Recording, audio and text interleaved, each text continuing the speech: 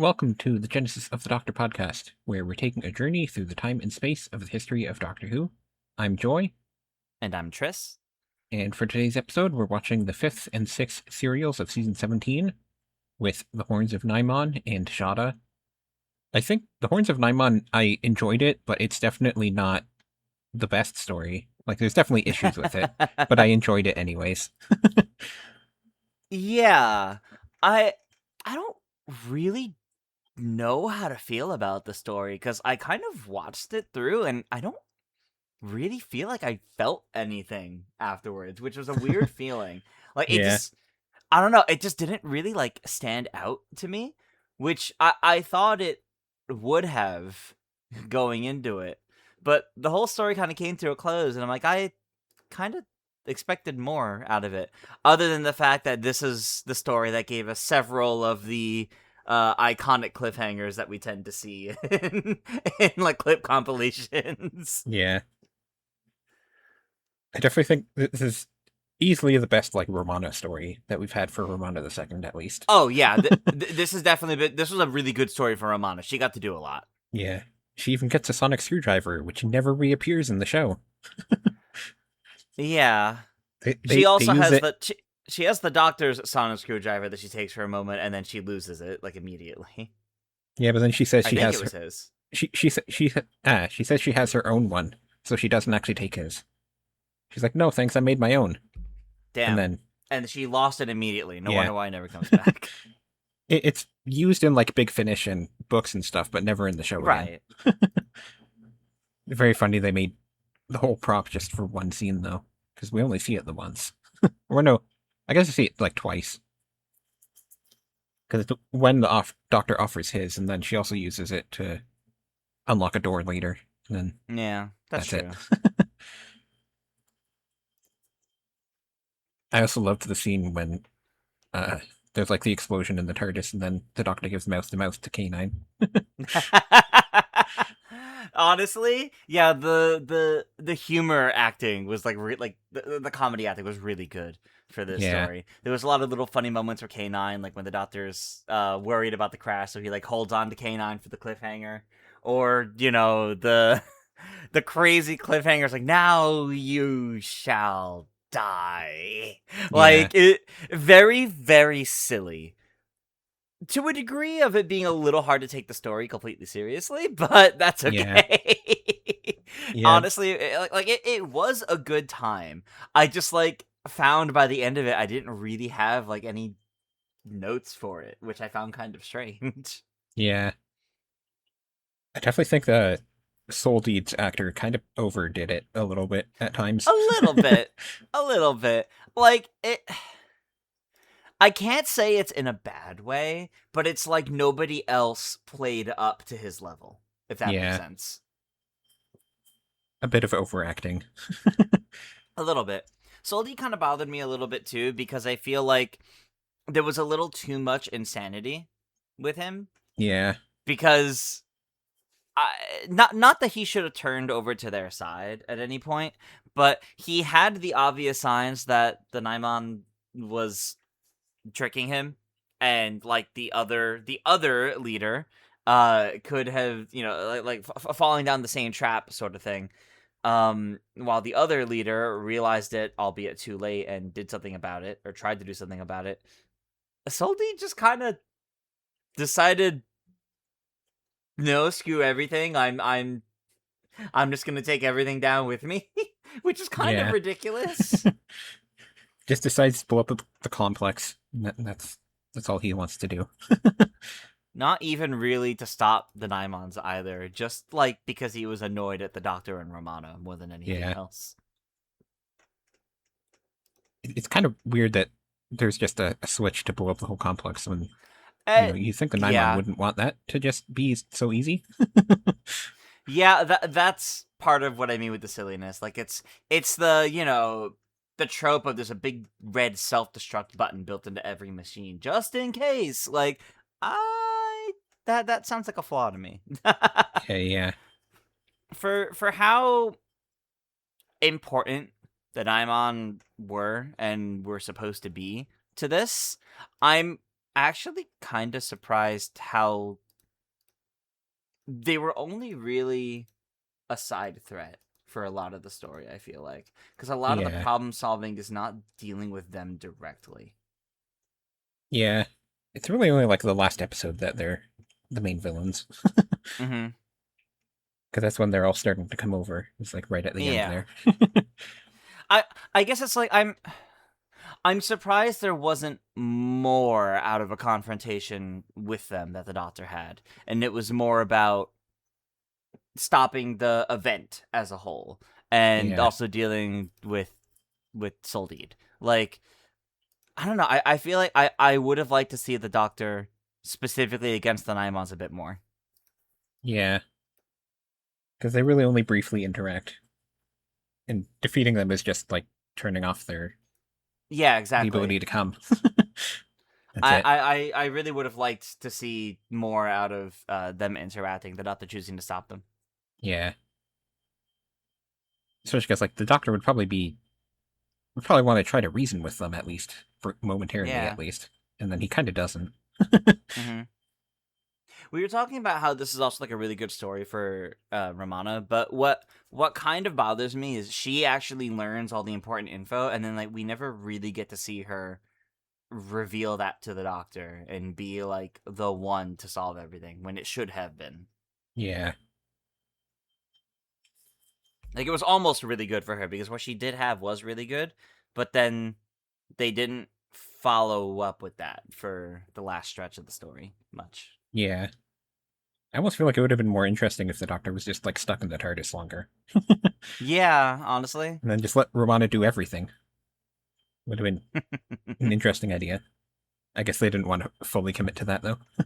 Hmm. The thing that also weirded me out at the end was that like when the complex explodes, like the TARDIS was right outside of the complex, and then it's not there when they come out. It's like did I miss something? Did the TARDIS disappear? I don't know. Yeah, yeah, that's true. Because it was supposed to be How? right outside, and then it wasn't there when they came out. Nope.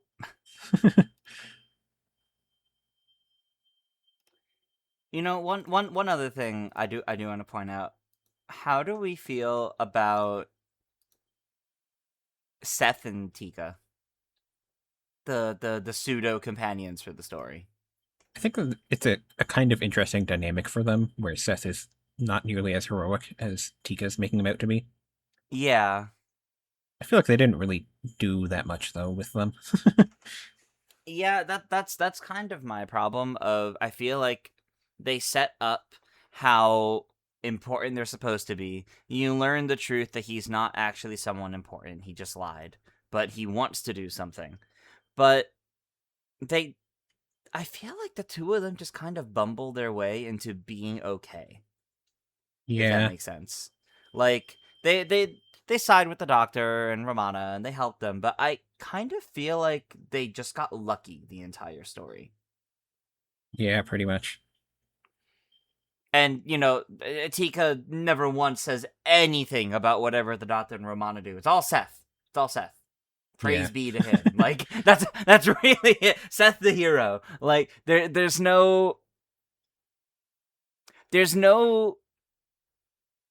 grappling with the idea that maybe it wasn't Seth, which they set you up to think they're going to deal with, oh, he's not actually the hero, and maybe that's going to have conflict between them because of it. No, they play it for a little joke at the end of, oh, he's gonna have to live with he's gonna have to live with that legacy, even if it's a little bit of a lie. yeah. This is how legends are born, kind of thing. And then he makes a weird Greek mythology reference that most people probably don't Yeah, get. yeah, that one was a little strange. I'm glad I reminded them to paint their ship white, and it's like he's referencing like an old Greek myth, and people probably had no idea what they're talking about. The Doctor and his history.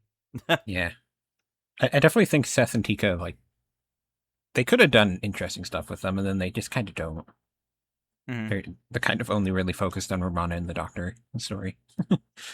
Yeah, and again, that's okay because it was a good story for the Doctor and Romana, Yeah, but given the presence and importance of Tika and Seth, I would have appreciated a little bit more depth to their characters, especially since they tried giving more depth to Seth's character, and then it only really ended up being played for a joke. Yeah. K9 was funny, at least. Yeah, and I think he did a bit of a better job with the voice in this story too. Like he's Yeah, definitely I could definitely see that. he's a bit more quirky with it, a little bit. Hmm. More of like the chirping that you would expect from K9. Yeah, a bit. Definitely a bit. I liked the scene where he was taken apart and then put back together, and he's kind of terrifying the guard. Yeah. It's like He's just put me on harassing the somebody. floor, and then well, and then he shoots him, and it's like put me on the That was a floor. warning shot. Yeah, he did a good job in this one. Hmm. There was a lot of humor in this one, which I like I said, it was a little bit to the point of making it a bit hard to take seriously at times. Yeah, I think that's just a little bit of victim of circumstance of Soul Deed overacting and some of the canine bits and a lot of the extra quips. It's a little more than usual, it felt like. yeah, So it felt like it leaned closer to comedy rather than camp. Which is fine. yeah. It's definitely not like the same type of humor that you would expect from Douglas Adams, because it's Hmm. more cartoon humor in this. Yeah. Like when the Yeah. TARDIS explodes and there's cartoon sound effects and stuff. It's like Hmm. that's maybe a bit much. Little bit. I have to wonder if they felt the story was a little too serious, so they played up all that stuff to try to strike a balance. Yeah, maybe. I know. I think like the producer really wasn't super proud of this one either. Okay. I think they were saying that like they normally put the one that they thought was the worst of the season at number 5 out of 6, just because people forget about it when they get to number 6. And then Right. unfortunately, in this season, they didn't get the 6th one, so it ended up being the finale, and they were not too happy about Hey, that. that's fair. I'm sure in terms of looking back on a legacy, that's not really a good feeling. Yeah. I will also note that this is the last time the Doctor offers jelly babies to anybody in Classic Who. Aw, that's tragic. I know they come back with the 8th Doctor, but It was it a doesn't. whole thing here, though, where Yeah, they actually took the time to eat it and figure that out. yeah, Although, I guess technically, yes, we do kind of see jelly babies in the next story, but only in the animated portion. yeah. But then, yeah, I guess like the new producer, I guess, just decided to drop the jelly baby stuff next season, so we don't see Bit of a them again. shame because they've definitely like become a bit. They're not as prevalent anymore, that's for sure, compared to earlier seasons. But it's like a neat little thing whenever they do come up. Yeah. Pirate Also, Planet was probably still the biggest use of them, though. yeah. Also, apparently, Soul Deed, the actor behind Soul Deed, was originally offered the role of the 4th Doctor, but then he Oh, didn't want to commit to multiple years, which is why it eventually went to Tom Baker instead. that's crazy, actually. I definitely feel like he would probably be a pretty different Doctor, but Very well. He uh, still th- would be funny. That bit yeah, is clear, but this episode might not really be the best to show him though, because no. he's probably does very differently in other things he acts in. Yeah. But the reason why they had Harry was because Graham Crowden, who's Soul Lead's actor, is actually a lot older, and they were like not sure the action scenes would be for him. So he's kind of the reason why Oh, I see. Harry Sullivan was created. But then, yeah, he didn't want to do multiple years of a show, so he turned down the offer. Okay, interesting. This is also the last story ever composed by Dudley Simpson, who has been doing. I think they technically didn't do like every story, but he was kind of like their usual composer. Hmm. And he started with Planet of the Giants in season 2, so Oh wow. he's been there for Yeah, so 15 you've been doing years. it for a long time. And then he, basically John Leeson takes over and then calls him to his office and is like, I kind of want to start fresh with everybody, so we're not going to Mhm. need you anymore. Fair enough. Luckily, he I'm had a sure bunch. that stung a little bit, but Yeah, he said that luckily he had like a lot of other jobs that he could just go to, so it's not like he was out of work. But okay. he definitely liked That's Doctor good at Who, least. so it kind of sucked. Yeah, that is a bit unfortunate. Yeah, I didn't have much else on this story here, other than No, there's neither did I. I mean, I like the designs of the Naimon. I will say, I do like the yeah, suits. I like the designs. I would like to see them come back. I think because I think the idea behind them. Surely that wasn't the only instance of them. yeah, and they had to get like ballet dancers because they're wearing like 5-inch shoes, platform heels, so they had to get like ballet dancers who would be able to stay balanced on the shoes, which That's is why pretty they're funny, actually. kind of like thin people with gigantic heads. There is That's was silly. also the when the co-pilot dies, his pants rip, which is kind of funny if you noticed. He gets murdered by the Nimons, and then you can see his pants have ripped in the back. That's pretty silly. I did not catch that. But yeah, I guess we can then move on to Shada, which was technically not part of season 17, but it was originally supposed to be part of season 17. Yeah, the And then, original intent was for it to be. oh, I would also like to note that Horns of Nimon was the first one aired in 1980. It started in 1979 and then finished in 1980, so we're now in the 80s as well. Oh, all right. Welcome to the '80s. Yeah, Shada, I think it's definitely a very good story. I quite like this one. I really liked Shada. For context to everybody, the way I imagine we both watched the same one. We watched it on like the version that's on the Doctor Who Classic YouTube channel, for example, has the animated extras Yeah, from when they did the full story in 2017. yeah, So it's it comes together pretty well is the best way I yeah, can describe it. You could definitely tell what was done in 2017 and what was done back in the 80s or 70s, I guess it was when they filmed it technically. But yeah, it's honestly a really good time. I had very low expectations because I figured it might feel a bit messy given how, they didn't get to finish it, so they had to go and animate it for the rest. I had fairly low expectations, but this actually might be my favorite story from the season, to be honest. It yeah, was really good. yeah. It's a very good one, and I do think the one noteworthy thing is that like the animation in this is so much higher quality than the other ones that we've had Yeah. in Doctor Who. I think it's very Yeah. clear that like they had more money to work with Mhm. because like this was done by the same team that did the first story of the second Doctor, Power of the Daleks. Oh, So what okay. happened was they made Power of the Daleks and they're like, we really like this. We should go and do Shada now. So they did it like right afterwards.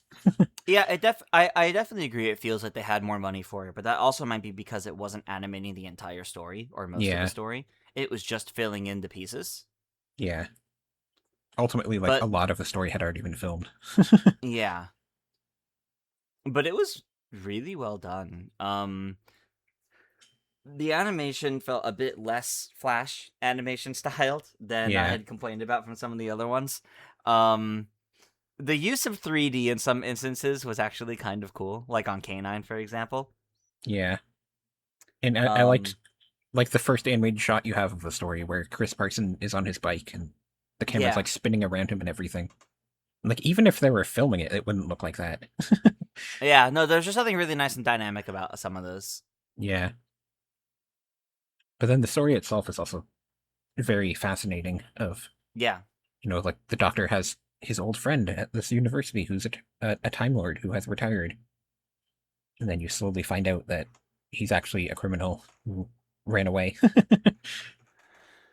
Then he, Honestly, so fascinating the whole like everything with the professor. Like I actually really liked how they set up his character cuz you can have a whole discussion, a whole argument of is he actually as forgetful as he played up to be, or I mean he is a very old time lord who yeah, apparently was in his last regeneration and thankfully I suppose just managed to keep getting saved, Yeah. despite dying a couple times. The idea of other Time Lords retiring to Earth and having a fascination with Earth, even beyond the Doctor, I think is nice. Yeah. Um, and I love the fact that like the more we see of his character, the more you kind of question who he really is. Like, you know, he seems to know a bit too much and has made some odd decisions for someone who simply was just a Time Lord that went to retire to Earth. And then as you learn more about Salyevan, you're like, oh, maybe he's related to him in some way. Maybe he actually serves him. Oh no, that is him. Yeah. Oh, then it turns out like, oh, like, all the information you learned about him is like the Time Lords making it up. Like he wasn't necessarily that bad of a guy. Yeah. I think what like other material has gone with has largely been that like they were more they were just scared of Salyavin's powers, so they kind of locked Yeah. him up without him really doing all that much. Hmm. And then the explanation that they had was that he escaped from the prison planet and then he went back to Gallifrey and then was like a librarian there and like just kind of made people think he was a normal person using his powers. And then eventually he retired. So it's not like he ran directly to Earth, but he went back to Gallifrey and then retired to Earth later. Yeah, that makes sense. But I like the twist too, though, that like everything that they're working towards, the whole story, turns out to not be to free Salyavan from the prison. It's to prevent the discovery that he already escaped. Yeah. I thought that was actually a really good twist. Like the way they played that up and handled that was quite good. It's also so funny to me that like the doctor says like Salyaven was his childhood hero and then Childhood hero. he was friends with him for so long and didn't even know. That's very fitting for the Doctor, actually. Yeah. And then they had a lot of funny little things with time in this story, like the way how it's hard to say how long the Doctor has known the Professor and how long the Professor's known the Doctor, or if they've ever met before this point or not. Technically, Yeah. you have the implication from the rest of the college that everybody knows the Doctor. He's already been there before, but he's like, "Oh, have I? You know me?" Yeah. Like it's quite silly. They really do a fun job establishing this area and the relationship they have in a way that really wouldn't work in most other things. Yeah. You can definitely feel like it's a Douglas Adams script because Yeah, it's so like playing around with time and interesting concepts like that. absolutely. And apparently, originally, Professor Chronotis was supposed to die in episode 2 when he dies, and then Douglas Adams just loved the character too much, so he just brought him back. Just I'm didn't worry so about it. glad he was not. I'm so glad he did not actually stay dead. He Yeah, was fantastic. and even though Douglas Adams didn't really like this story that much, he reused Professor Chronotis in some of his other material, and just kind of Oh, really? That's funny. Dirk Gently, I think is the name of the book that he wrote. And then he just has Professor Chronotis there, and he just doesn't say that his time machine is a TARDIS. Because he owns the character, he doesn't own the TARDIS, though. That's funny. I love the reveal for his TARDIS too. Um, Yeah, Granted, it's kind of funny than the implication of the Doctor's TARDIS landing inside that TARDIS several yeah, times, and not really noticing yeah. or realizing. Like, yeah, he knew the guy was a Time Lord, but like, surely you would realize if you landed in another TARDIS. Yeah, I guess he just kept it, like, turned off or something, so it just Mm-hmm. became a normal thing. I don't Mm-hmm. know. It's just quite funny. I also love how um his TARDIS is also quote unquote stuck because it only ever appears as a door. But Yeah, I love that idea that it's a door that appears along any wall wherever they land. yeah, That's actually really cool. yeah, it was a fun idea. And then it's just kind of funny when they're, like, when they're, like, in the time vortex with the other TARDIS, and it's just a door next to the TARDIS. Hmm. I will say that also the model shots in this were also filmed in 2017 as well. Oh yeah. So yeah, that was all new stuff as well, like with the I spaceships and see. stuff. Yeah. Okay. Okay. How did we feel about Skagra as a villain? I think he was definitely not the greatest, but he worked well enough. I think. Like he's not my favorite villain of all time, but I think he works well. Hmm. I I think he was really funny because the whole time I thought we were gonna learn he's also an evil Time Lord. So I was actually a little disappointed that he wasn't another Time Lord. Yeah, Um, just because that's what I felt like we were building up to the whole time. Um, I thought it was very funny the scenes of him walking around with the whispering sphere in a bag and the way they really built up like what is this mysterious thing that he has with him. The yeah, scenes on Earth with him were actually quite good. yeah, But once like he has Romana, he has the Doctor's TARDIS, and his plan is in motion, I became less interested in him as a villain because I don't know, I can understand him having the intelligence to get that far, but his plan actually going into action, like I didn't find there was any real convincing argument that he had the mental fortitude to do something like that if he was just a guy, you know? yeah, Like he's a smart guy, but like just a guy. I can understand the Doctor interrupting all that, and his brain was part of all of it too. But what was special about Skagras? Like that's where it was a little confusing for me there. yeah. I feel like maybe it would have been a bit more interesting if just like the sphere ended up being the villain in the end, and just like Yeah, it took on a mind of its own and betrayed him or something like that. Because that I would I make a kind bit of more would have liked sense. that. I would have liked that because the whole point was it was composed of the minds of a bunch of people that one were geniuses and two that he stole their minds. So I Yeah, feel kind of natural that yeah, they would not only forge against him, find a way to work against him, but I could also understand the argument of all those great minds together turning into some sort of villainy. I could yeah, definitely understand that. And then you have the idea of the Doctor's mind being part of the conglomeration in there, being the only reason why he's able to get through to it and stop it, kind of thing. yeah. Because they really don't explain like why Skagra can even control like the sphere and everything. Because Hmm. he's not a psychic or anything. It's just that the Right. cube is or the sphere is. So Yeah. it's yeah, like he wants to turn the entire universe into him, but why is his connection to the sphere so strong? I guess just because he made it, but yeah, It's just a little that's like the only little bit of a weird thing to me. yeah, Otherwise, like I really did like the threat that was constantly posed. I love how despite Skagra stealing the TARDIS, the Doctor was able to steal Skagra's ship and functionally get it to turn itself into a TARDIS. yeah. And I loved how Like, he like reasons with it. It's like, well, I'm dead, so you can listen to me. And then yeah, it's like, sure, I guess I can. I do love the way he reasons with it, and then he's so mean to Kanon afterwards. Like, oh, they're simple and logical, right, Kanon?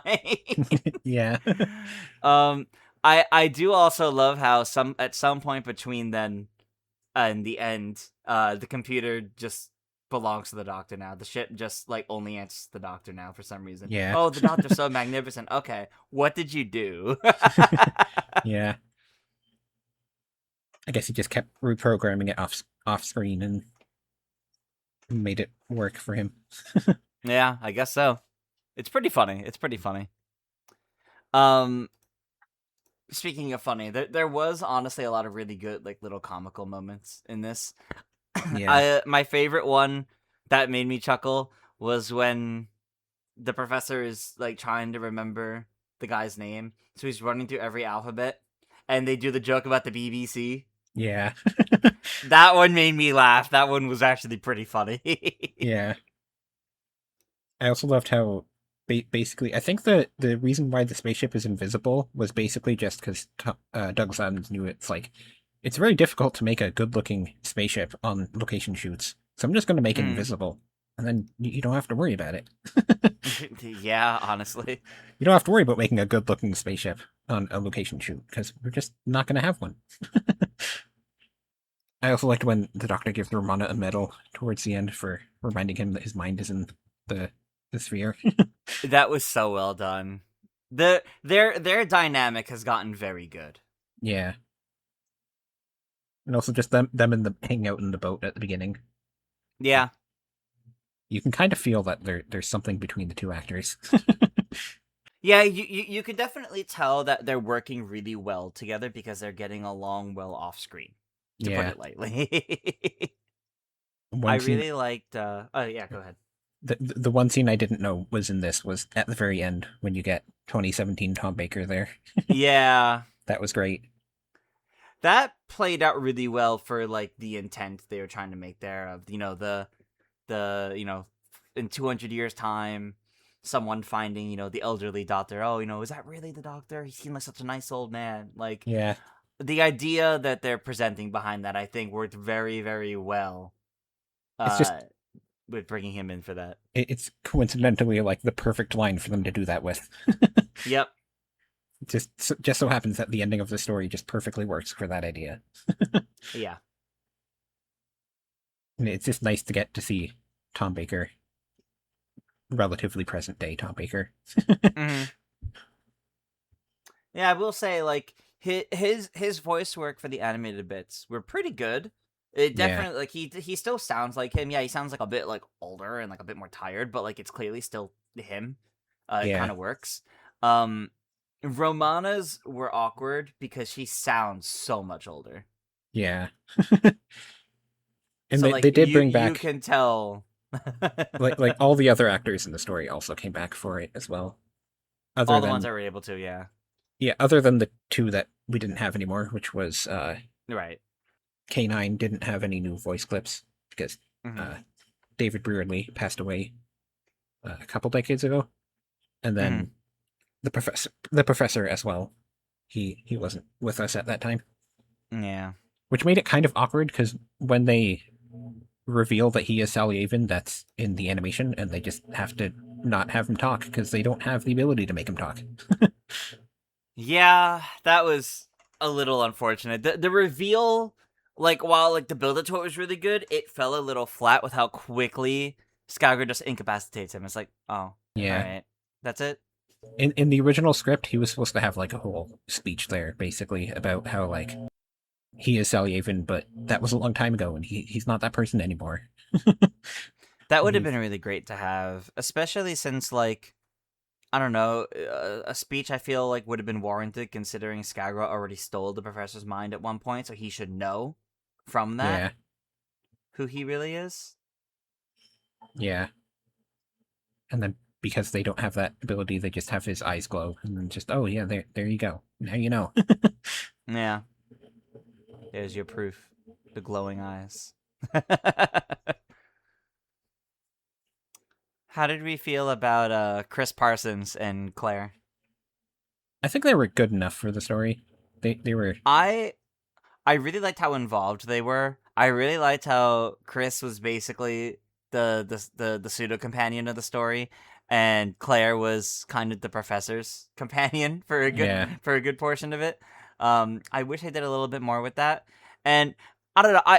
I would have loved if the ending scene, instead of the police officer being like, "All right, you're all going to come down with me," I would have loved if the implication was uh Chris and Claire wanting to experience more adventures with the professor. yeah that would have been fun. I would have loved that because I think that would have gone very well. Just some sort of discussion about like, what the universe is like, and they got this little taste about there being like so much more, and they would love to do more. And then some little thing from the doctor being like, "Oh well, Professor, you could always take up a life like mine." Yeah, you know, an active retirement suits you well, something like that, and then just leaving. I don't know. yeah, I think that would have been much more fun. I would have loved to see that become like a little trio also traveling the universe. yeah. And I love their little banter like after they get to Shada, where Hmm.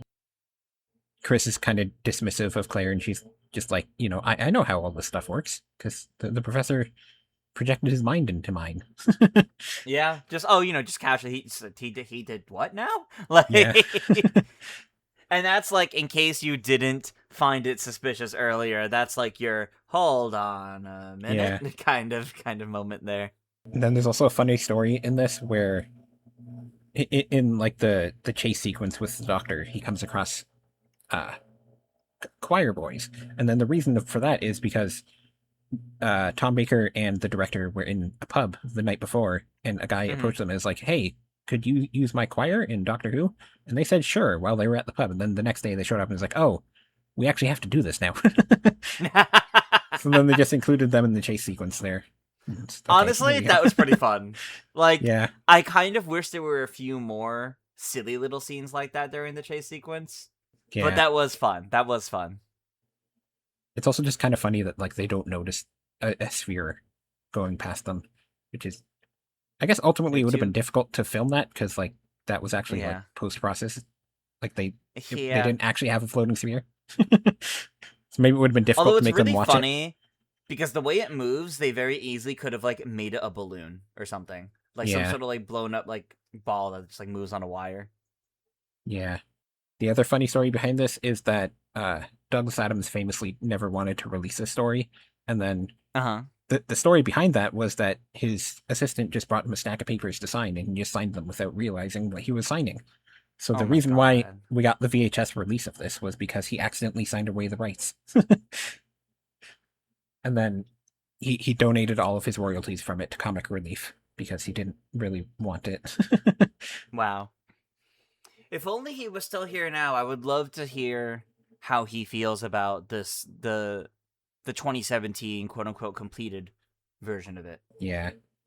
I would love to hear his thoughts on that because I really liked this story. This, like, honestly thinking about it, the amount of cool things they did in this story and fun characters, this is probably up there as one of my favorites in the Fourth Doctor. Yeah, I would agree. It's a very, very good one. And you know that, like, Douglas Adams liked some parts of it, because obviously he reused Professor Conotus later. So he sort of liked it. I don't know if he ever really said exactly why he didn't like it. I don't know. It might just be as simple as because he didn't get to finish it. Yeah. Or rather, they didn't get to finish filming it. Yeah.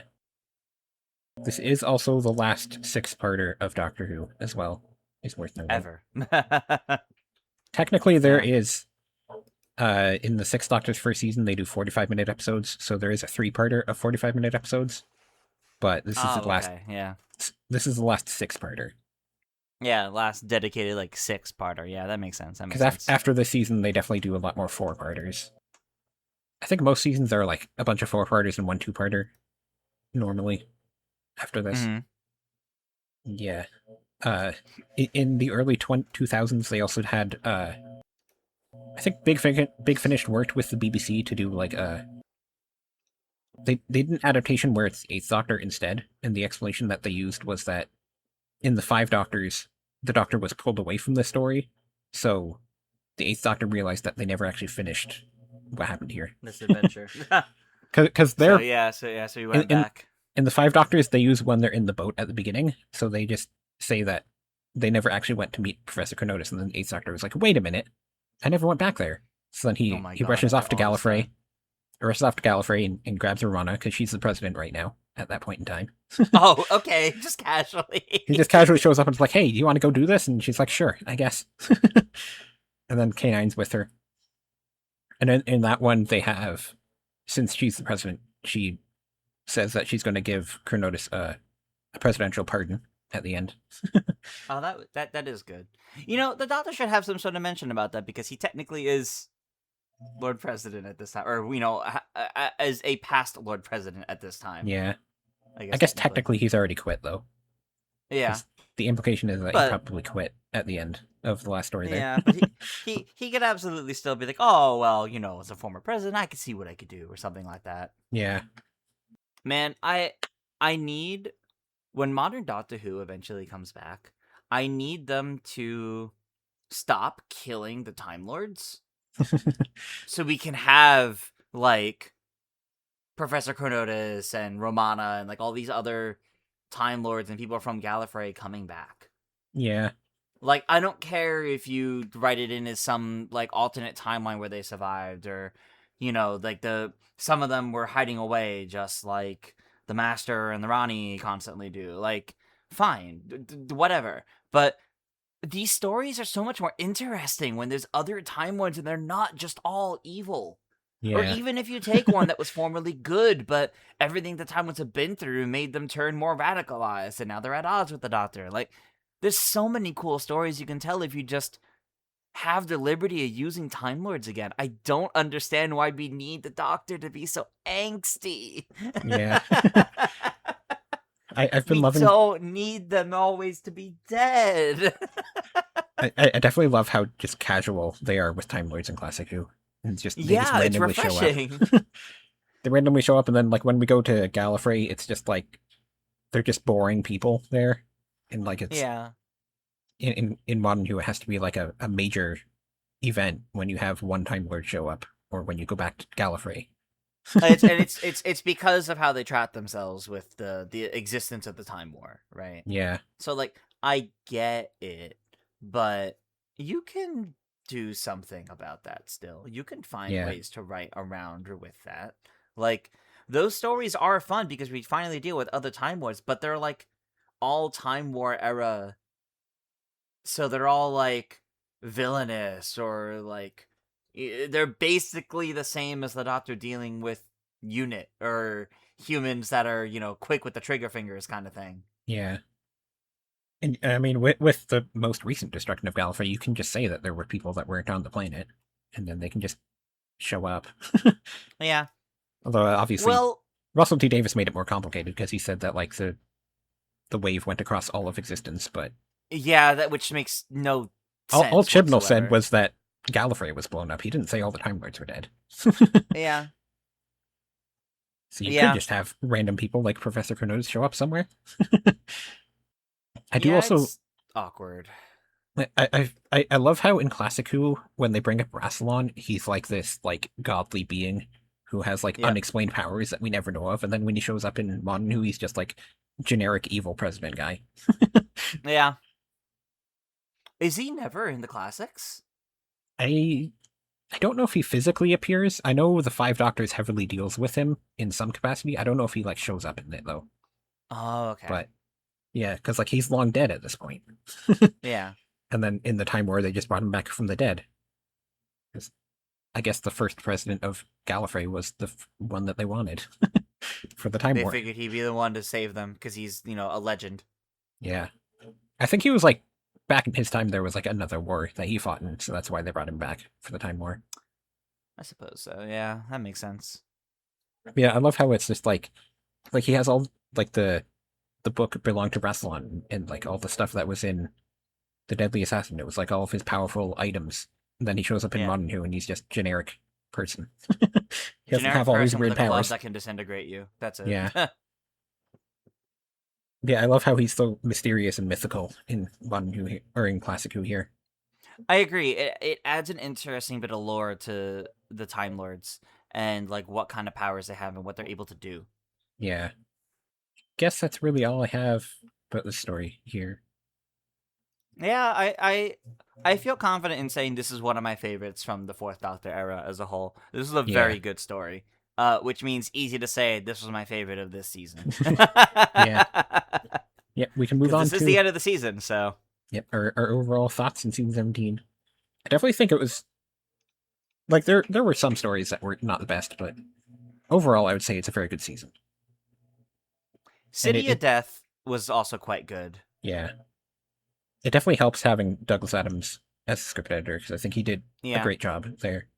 Although apparently, like, technically he was terrible to work with because he procrastinates a lot with his own writing. So then when you put somebody that's a chronic procrastinator in charge of a show, you know, he didn't really do a great job technically, but you know, the stories I think benefited from his work on them.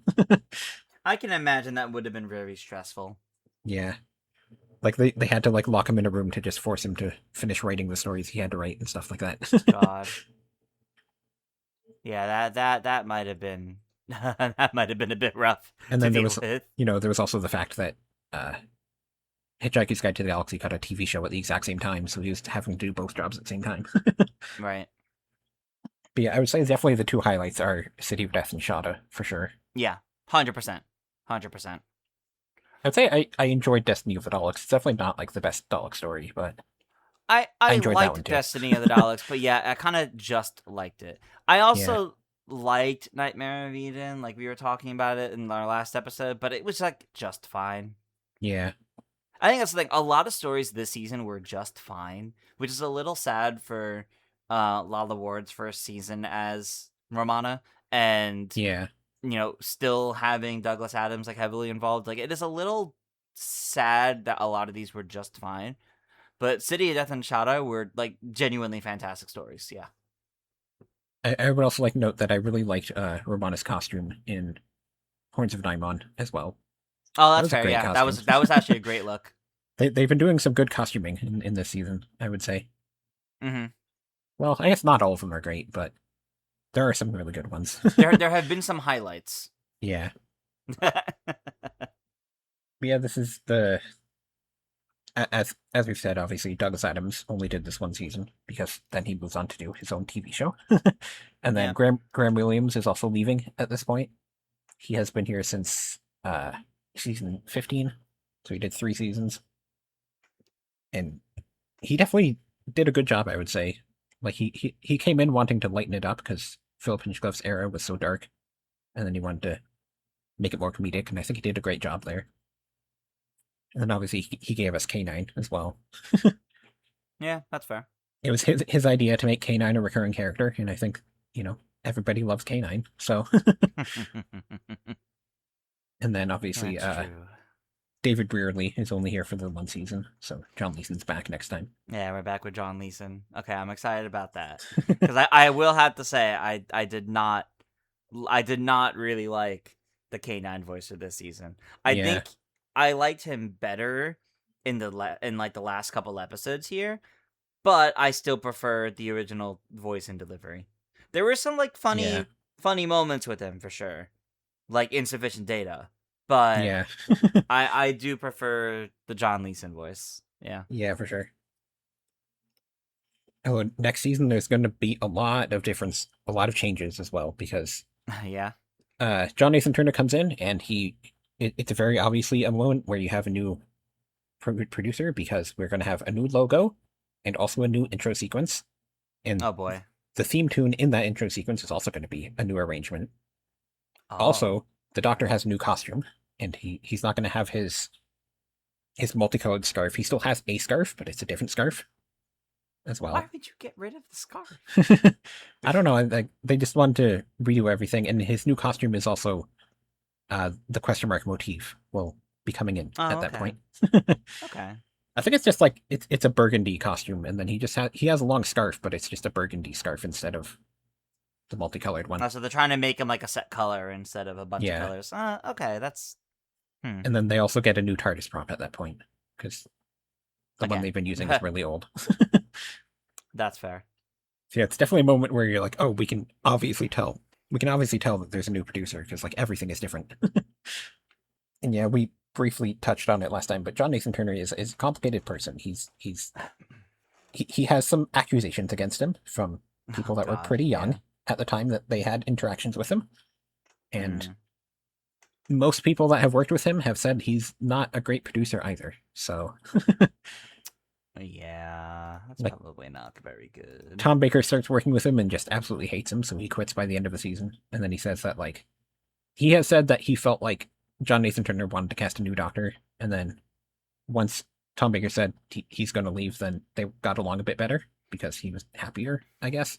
Although it's worth noting that's Tom Baker saying that, and obviously Tom Baker is also difficult to work with, so like who knows? That's true, yeah.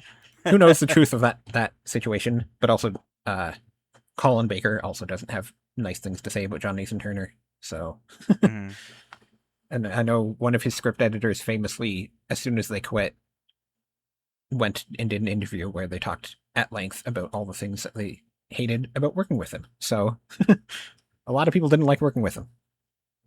But yeah, John Nathan Turner is the producer from season 18 until season 26 when it gets canceled. Oh, okay. Wow. So he's there for quite a while then, yeah. Yeah. And I think the script editor for this next season, it's Chris Bidmead, I think his name is. And then he's not a fan of comedy like Doug Adams is. So he kind of great. he removes the comedy on purpose. Oh boy. So it's going to be a very different feel. Yeah, I was going to say, so we're heading into a very different season. All That right. script editor is only there for the one season, though, and then we get a different one afterwards in season 8, season 19. So we'll see how that all goes. But then, yeah, season 18 is Tom Baker's last, and Lala Ward and K9 leave, I think, in the 5th story. So they're there for most of it. Pretty but far in. Okay. There's 7 stories, and they leave in number 5, I believe. All right, yeah, so pretty close to the end of it. Yeah. And then over the course of the season, we pick up 3 new companions at different points. Okay, they're at different points. That's good. Yeah. I wasn't sure if they were all from the same episode or not. That's good to hear. I think we'll see how this goes then. Adric is with them while Ramonda's still there for a bit, and then in the last 2 stories, you get Nissa and Tegan. Okay.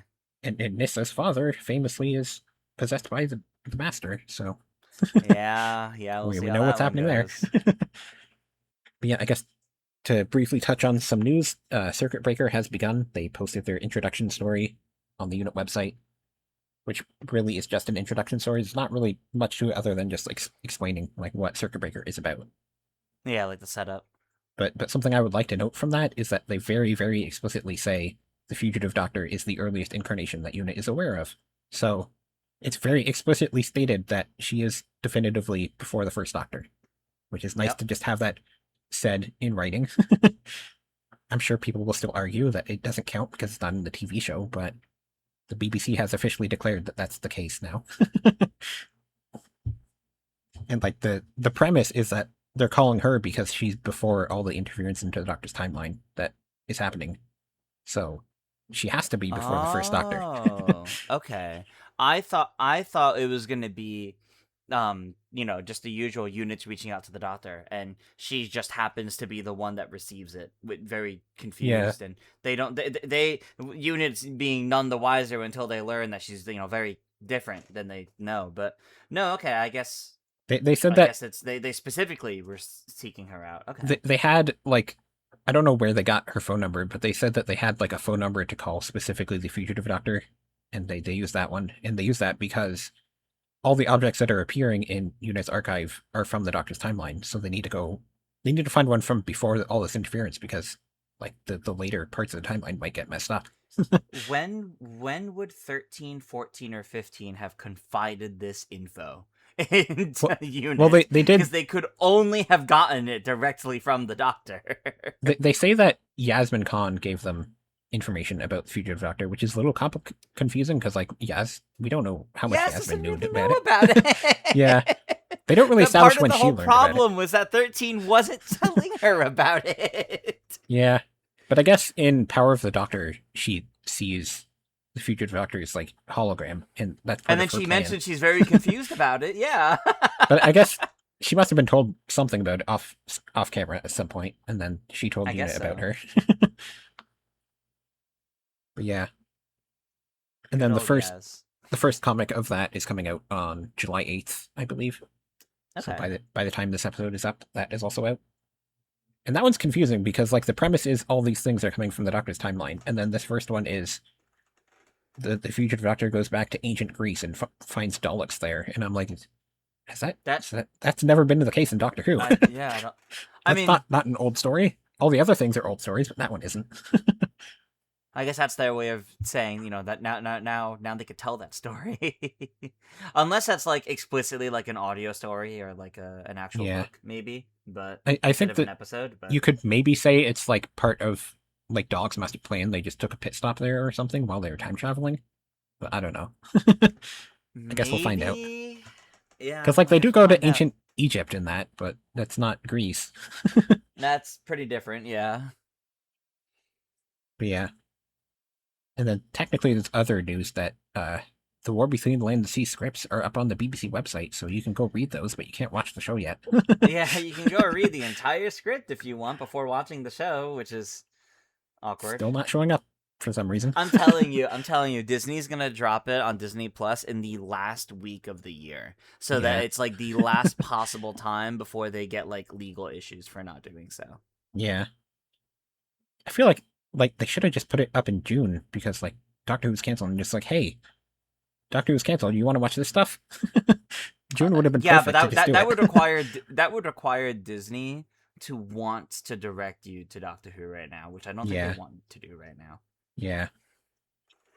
But yeah, if you'd like to join us on our journey here through classic Doctor Who, you can head over to our Patreon where it can get you into our Discord for just $1 a month, and we will have places where you can talk about the episodes we're watching, and you also get early access episodes that way. And then for $5 a month, you can watch live as we record.